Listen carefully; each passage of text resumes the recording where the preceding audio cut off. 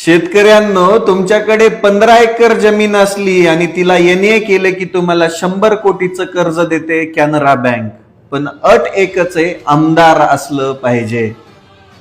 शेवटपर्यंत व्हिडिओ बघायचा आता, कारण 100 कोटीचा घोटाळा केलाय कॅनरा बँकेने.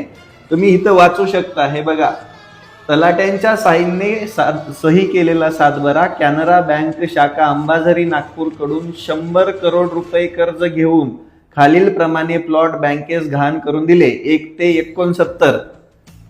किती प्लॉट आहेत माहिती आहे?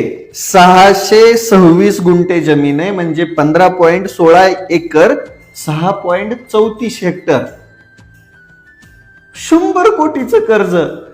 आणि हे कोणी घेतलंय माहिती का? महाराष्ट्र राज्याचे लाडके मुख्यमंत्री, ज्यांना फक्त विकासाचंच पडलंय, त्यांचा वरदस्त असलेले माजी मंत्री आणि आता सध्या आमदार असलेले परिणय फुके साहेब.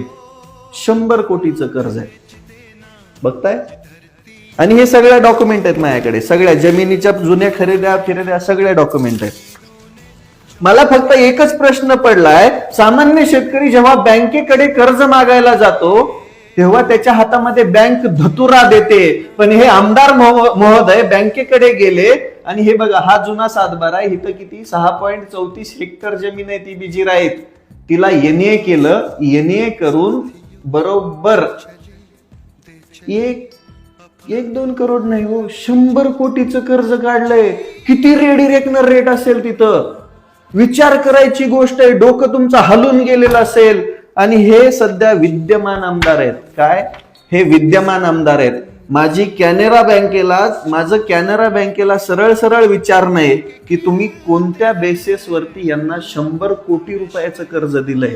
सरळ लिहिलंय हो, 100 करोड रुपयाचं कर्ज. इथं आमचा सामान्य शेतकरी 10 एकर घाण दिल्यानंतर बळच त्याला एखादा लाख रुपये भेटतात, 1.5 लाख रुपये भेटतात हो. आणि ह्यांच्या 15 एकर मध्ये जर 100 कोटी रुपयाचं कर्ज भेटत असेल तर विचार करायची गोष्ट आहे. हे क्षेत्र आहे गाव रनाळा, तालुका कामठी, जिल्हा नागपूर. याच्यामध्ये रनाळ्याचे सरपंच पण सामील आहेत, याच्यामध्ये बरीच लोक सामील आहेत, याच्यामध्ये खूप मोठी लॉबी सामील आहे. माझी महाराष्ट्राचे मुख्यमंत्री देवेंद्र फडणवीस साहेबांना विनंती आहे, आता तरी यांच्या मागे ईडी लावा. का सत्ताधारी आहेत म्हणून तुम्ही यांना पण क्लीन चिट देणार आहात? विचार करायची गोष्ट आहे. याची निष्पक्ष चौकशी झाली पाहिजे.